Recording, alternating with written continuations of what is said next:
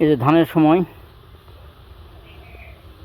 এইরকম গ্রামের বাড়ির চোখা বলা হয়, চোখা চুলা, এ ধান সিদ্ধ করা হয় গ্রামের বাড়ির খাওয়ার চাল যেটা করা হয় আর কি। এই গ্রামের মানুষ, আমাদের গ্রামের মানুষ এরকম চোখা বানায়। তিনটা পাতিল মানে ডেকচি সিলভারের দিয়ে ধান উসায়। এরা আগে মাটির পাতিল দিয়ে ধান উসাতো, তো এটা চোখা বা চুলা বলা হয়। যার যে দিকার যে ইরুমকা ভাষা, যেই ভাষায় কথা বলে, যারা যেটাই লাগায় সেভাবে লাগায়। আমাদের এদিককার চুলা বলি আমরা। তো ঠিক আছে, দেখি যাই। আমি যে পাড়ার ভিতরে যাচ্ছি একটু, এই যে এখানে অসুস্থ একটা ফোয়া মা আছে, দেখার জন্য একটু আসলে আমি যখন একটু দেখা করে যাই। সঙ্গে থাকেন।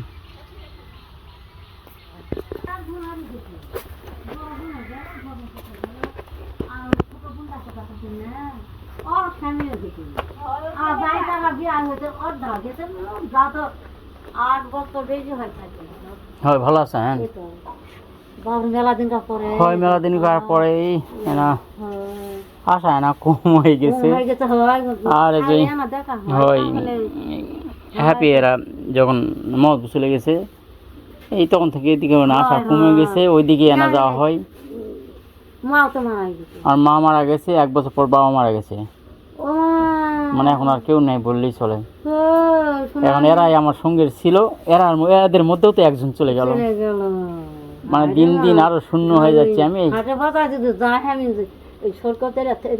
থাকি মেমে ভালো আছো, কত হয় রে তুই যাসনি কেন, ভালো আছে রে, কত সুন্দর তো কাকে তুলেন বেড়াতে আসেন, আমরা তো আছি। আচ্ছা ভালো থাকলেন? হ্যাঁ ভালো আছি, আল্লাহ ভালো রাখছে, ভালো আছে। আমি আসিনি এখানে এখনো, এখানে ওই যে পেয়ারা মামি আছে, তো মামি বের হয়ে যায় একদিন, তারপর চিন্তা ভাবনা হবে নি সেটা। না, বাচ্চা টাচ্চা হয়নি। দেখা যাক আল্লাহ কি করাই, আল্লাহর ইচ্ছা সব। মানুষের ক্ষমতা থাকে তো, সেটাই আমি সাদেক ভিতরে আর বসি না।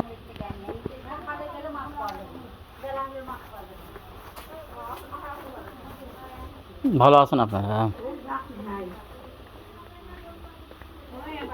আমার নাম সাদেক। হ্যাঁ, আমার নাম সাদেক। হ্যাঁ, আসুন অনেকদিন পর। আসসালামু আলাইকুম। ও বেটি, কেমন আছেন বেটি? এখন বস বাপু বস। ছেলেরা দেশ ছাড়িছে, বাড়ি ছাড়িছে, আর আসে না। ছাড়বেন না কেন? মোরা মাওরা হয়ে ঘুরুম বা হাইবে। সবাই কাজে ব্যস্ত। খোলা যায় বৈশাখ থেকে আসুন। আপনি এটি আসবে ভাই? দেখি দিনই কি করা যায়। যে পেয়ারা ম্যামি আছে, পেয়ারা ম্যামি আর কি করবে দেখা যায়, কিনা বাড়ি ছেড়ে দিলে তখন চিন্তা ভাবনা হবে।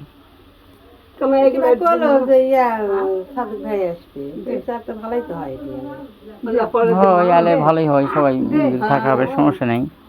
কিন্তু আমি কেনকে ম্যামি হয়, কেনকে আমি ওরা কিন্তু আমার ম্যামি হয়, রক্ত সম্পর্কে ম্যামি। ওই জন্য তো বেড়ে যাওয়া কিন্তু ক পারছি না।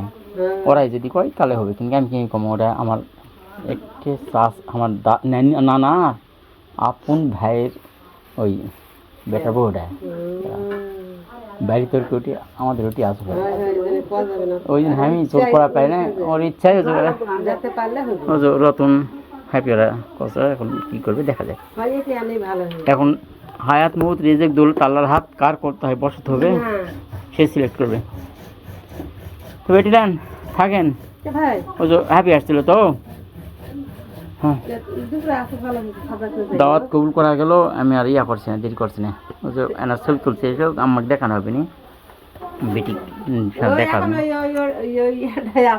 ওই আম্মাও একা পড়ে গেছে, ওটি পড়ে যায় সবসময়, মন খারাপ। তো ওই যে আমি এনাকে সঙ্গ দিয়েছি, এনাকে। আমার ওই দিক কাজের শেষ নাই, এত কাজ মা বুঝানো পারছি না, স্যারও আসা পারছি না, এখানকার অবস্থা।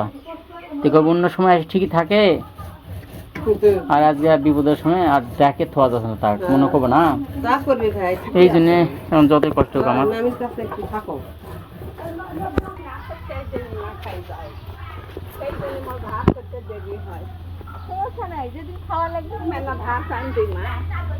না থাকলেন যেদিন